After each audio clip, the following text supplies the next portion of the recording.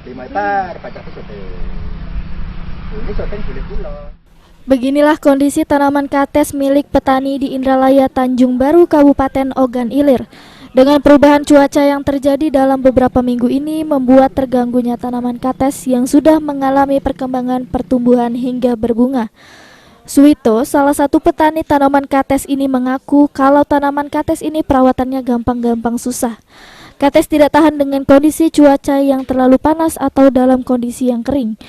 Namun tanaman kates ini juga tidak tahan dengan genangan air hujan yang terlalu berlebihan.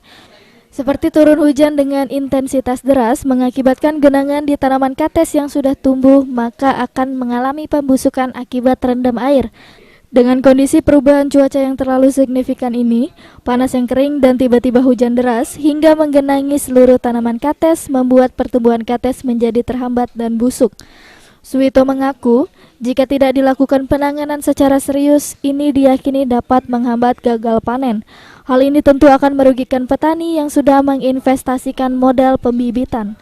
Ahmad Romawi, PAL TV.